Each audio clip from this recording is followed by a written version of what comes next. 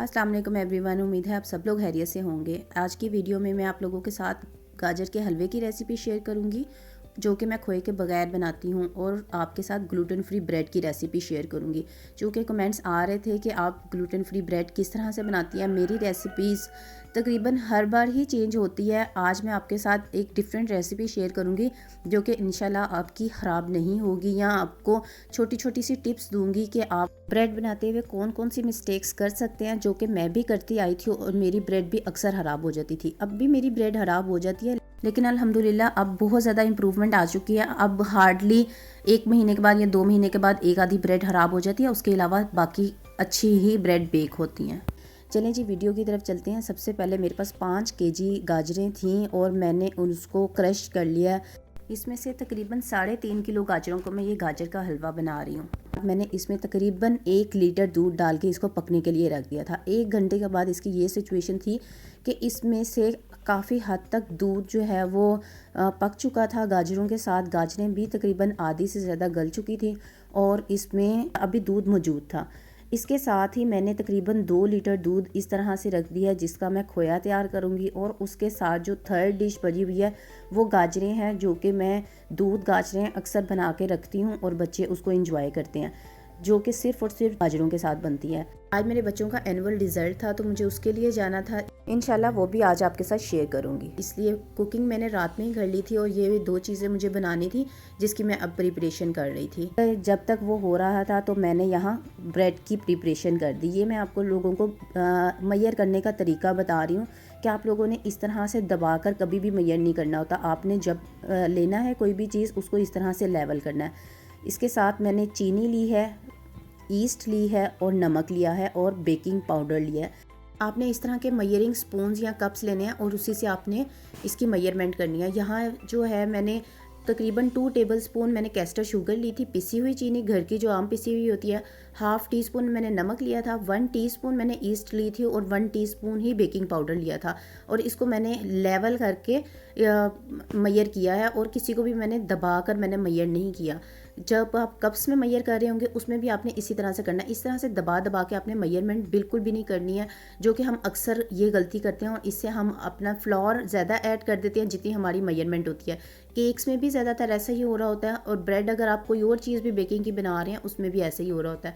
आपने क्या करना है, जब भी आपने फ्लोर मेजरमेंट करनी है, इस तरह से हीप करके आपने उसमें से लेना है, और उसके बाद आपने इसमें से लेवल जो चम्मच के पीछे वाला हिस्सा होता है ना, उससे आपने इस तरह से बैलेंस करके लेवल कर लेना है।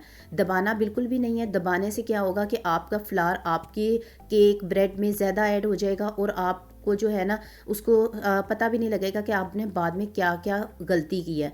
एक गलती हम ये करते हैं। दूसरी गलती हम ये करते हैं कि ईस्ट जो है वो हम पुरानी ले लेते हैं, तो वो सही से प्रूफ नहीं हो रही होती है, वो क्रम्स बनाती है। तीसरी गलती हम ये करते हैं कि हम एग्स लेते हैं, तो एग वाइट के साथ हम एग योक भी ले लेते हैं। जब हम एग योक लेते हैं ना, तो वो अच्छी खासी जो डेंस जो है वो ब्रेड को कर देते हैं। ग्लूटेन फ्री ब्रेड फ्लावर जो है वो हमारा ऑलरेडी डेंस कर रहा होता है, तो यहाँ जब हम योक ऐड करते हैं तो वो मज़ीद उसको डेंस कर देती है। यहाँ मैंने नमक, चीनी और ईस्ट तीनों को 1/4 कप नीम गर्म पानी में मैंने मिक्स कर दिया था। आपने पानी का ख़ास ध्यान रखना है, पानी ज़्यादा गर्म नहीं होना चाहिए, और आपने अच्छी तरह से मिक्स करके इसको तकरीबन 10 मिनट के लिए साइड पर रख देना है। 10 मिनट के बाद आपने इसमें 1 कप तक गर्म दूध ऐड करना है। गर्म बहुत गर्म नहीं होगा, नीम गर्म ही होगा ये भी। इसमें दूध ऐड करना है। इसके साथ साथ आपने 2 टेबलस्पून ऑयल ऐड करनी है, 1 टेबलस्पून सिरका ऐड करना है, और 2 एग वाइट्स ऐड करके अच्छी तरह से इसको मिक्स कर लेना है। जब आपका ईस्ट प्रूफ होगी उसके बाद ही आपने करना है। इससे क्या होगा, आपका जो मिक्सचर है या ब्रेड वगैरह है ना, वो ख़राब नहीं होगी, क्योंकि समटाइम्स ईस्ट हमारे पास पुरानी पड़ी हुई होती है, तो वो प्रूफ नहीं हो रही होती और वो ख़राब हो चुकी हुई होती है। और अगर ईस्ट का पैकेट आप बड़ा यूज़ करते हैं या कुछ भी आपके पास एक्स्ट्रा बच जाता है, तो उसको आपने अच्छी तरह से एयर टाइट करके फ्रिज में रखना होता है, आपने बाहर नहीं रखना होता। ठीक है, अब यहाँ मैंने चॉपर ले लिया है और इसी को मैं इसको गूंदने के लिए इस्तेमाल करूँगी। आपके पास अगर आटा गूंदने वाली मशीन है या कोई और मशीन है तो आपने वो ही इस्तेमाल करनी है, या अगर आपके पास नहीं है तो ये चॉपर आपके लिए पास ऑप्शनल है। यहाँ मैंने बेकिंग पाउडर डाला है, बेकिंग फ्लोर डाल दिया जो मेरे पास वीडियो में मौजूद था। मैंने पहले आपको सिखाया हुआ है कि बेकिंग फ्लोर मैं कौन सा ऐड करती हूँ, वही वाला मैंने इसमें किया है। और यहाँ जो है मैंने सारा का सारा जितना भी मिक्सर मैंने लिक्विड बनाया था उसको मैंने डालकर इसको 3 से 4 मिनट के लिए इस तरह से मैंने प्रोसेसर को चलाया और ये इसकी ये लुक आ गई है। ठीक है, अब इसको इसी तरह से मैंने अपने किचन में काउंटर टॉप पर ही मैं साइड पर रख दूँगी तकरीबन आधे घंटे के लिए। आधे घंटे के बाद इसकी ये सिचुएशन थी, तो थोड़ा बहुत प्रूफ हुआ था और मैंने इसको दोबारा से 2 मिनट के लिए मैंने इसको चलाया है। और उसके बाद हमने इसको निकाल कर अपने सांचे में, जो कि मैंने 7 इंच का लिया है, 7 इंच, इसमें मैं बटर पेपर ज़रूर इस्तेमाल करती हूँ क्योंकि हम लोग दूसरी चीज़ें भी बना रहे होते हैं, तो इसमें ग्लूटेन फ्री को मुझे कोई इशू नहीं आता। आपकी कंसिस्टेंसी जो है ना ब्रेड फ्लोर की, वो ये होनी चाहिए। इससे लिक्विड होगी तो याद रखिए आपकी जो ब्रेड है ना वो क्रम्बी बनेगी। आप जब काटेंगे वो क्रम्स की तरह से आपके हाथ में आ जाएगी, या इतनी सॉफ्ट होगी कि वो इतनी ज़्यादा टूटने लगेगी। और अगर इससे सख्त होगा तो आपकी ब्रेड डेंस होगी, हार्ड हो जाएगी और आपसे खाई नहीं जाएगी। इसकी कंसिस्टेंसी इस तरह की होगी कि आप स्पैचुला से उठाएंगे तो वो आराम से नीचे गिर रही होगी, जैसे मैंने शुरू में गिरते हुए दिखाया था। ठीक है, एंड पर आपने इसको अच्छी तरह से हाथ गीला करके लेवल करना है। बिल्कुल टैप वाटर लिया था उसी से मैं लेवल कर रही हूँ और इसको 1 घंटे के लिए प्रूफ होने के लिए ढक के मैं रख दूँगी गर्म जगह पर। यहाँ दूध का खोया तकरीबन तैयार था और ये इसकी ये कंसिस्टेंसी आएगी। इसके बाद आपने मुसलसल हर 1-2 मिनट के बाद इसमें चम्मच चलाना है ताकि खोया नीचे से लगे ना। और जैसे ही ये आपका होगा आपने इसको साइड पे हल्की आंच पे रख देना है। यहाँ तकरीबन गाजरों में से मेरे खुश्क हो चुका हुआ था दूध। जब बिल्कुल अच्छी तरह से खुश्क हो जाएगा ना, आपको नज़र नहीं आएगा, तब आपने इसमें 1 पाव के करीब घी डालना है। देसी घी मैं अंदाजे से ही डालती हूँ तो इस वजह से आपको बता रही हूँ। और साथ जो है ना मैंने आधा किलो के करीब इसमें देसी घी जाएगा और 1 पाव के करीब चीनी जाएगी रेगुलर, और 5 से 6 ग्रीन इलायची जाएंगी। इस तरह से करके आपने अच्छी तरह से इसको मिक्स करना है। जैसे ही मिक्स होगी आपने चीनी अपने लिहाज से डाल लिया। मैं बहुत कम मेरे घर में इस्तेमाल की जाती है या बहुत हल्का मीठा इस्तेमाल किया जाता है, तो मैं अपने लिहाज से डाल रही हूँ। ठीक है, यहाँ खोया तैयार था और खोए को आप देख सकते हैं इस तरह से जब हो जाएगा ना, मतलब हल्का हल्का सा लिक्विड रह जाएगा, तो आपने इसका चूल्हा बंद कर देना है। और चूल्हा बिल्कुल मैंने दम वाला ही रखा हुआ था।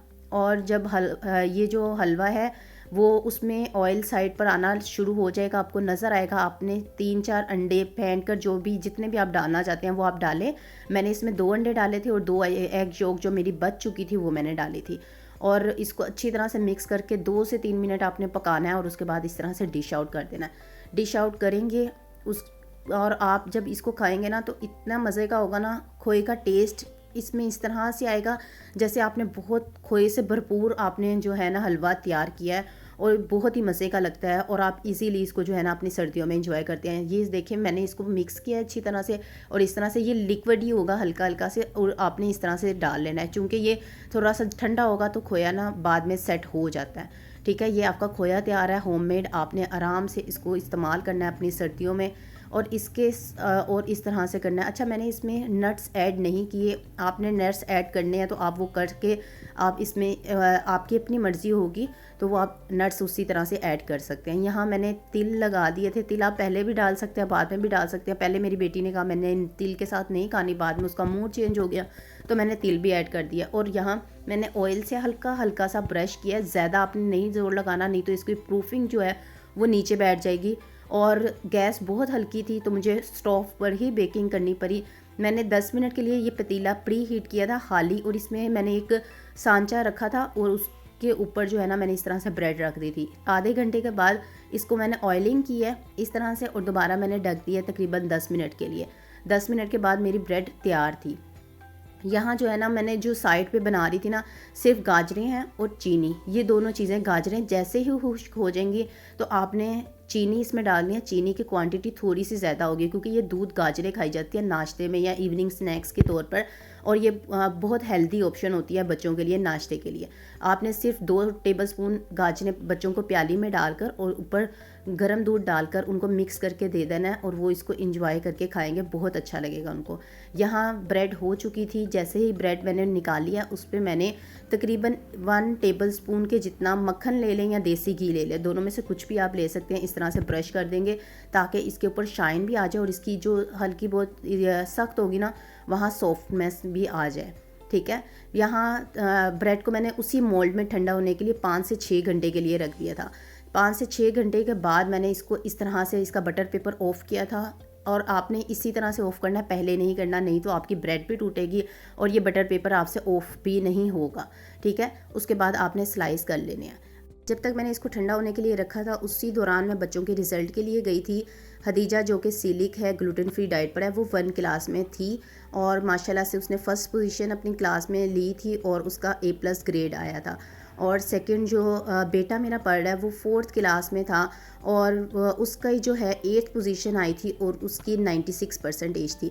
मैं कभी भी बच्चों को कंपेयर नहीं करती हूँ एक दूसरे के रिज़ल्ट के साथ, और ना ही हम लोगों को करना चाहिए। छोटी छोटी सी बच्चों के लिए खुशियाँ होती हैं, बच्चे ने जितनी मेहनत की है, बच्चे को ये चीज़ सिखाएं कि बेटा अपने से पहले, आपने पहले जो रिज़ल्ट लिया है आपने हमेशा उससे इम्प्रूव करना है, ना कि आपने किसी दूसरे को देखकर कि फ़लाँ बच्चे की फ़र्स्ट आई है तो आपकी भी फ़र्स्ट ही आनी चाहिए। फ़र्स्ट को पर ऑप्शन पर कभी भी बच्चों को नहीं रखें।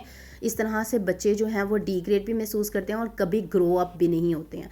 ठीक है, हमेशा बच्चों के रिज़ल्ट, प्रीवियस रिज़ल्ट से ही बच्चों को कंपेयर करवाएं कि बेटा आपने पीछे से ये रिज़ल्ट लिया था, पहले अली की 90% थी, अब माशाल्लाह से उसने 96% ली थी। तो ये छोटी छोटी सी हमारी खुशियाँ होती हैं जिसको सेलिब्रेट करना आप लोगों के लिए अच्छा लग रहा होता है, और इसके साथ साथ ब्रेड अच्छी बन जाए तो ये भी आपकी एक अच्छी खुशी होती है। देखिए मैंने स्लाइस इस तरह से करके मैंने ब्रेड को ज़िप लॉक में डाला और इस एज इट इज़ मैं इसको फ्रीज़र में रख दूँगी। वीडियो अच्छी लगी है तो इसको लाइक, शेयर एंड चैनल को सब्सक्राइब ज़रूर करें। टेक केयर, अल्लाह हाफिज़।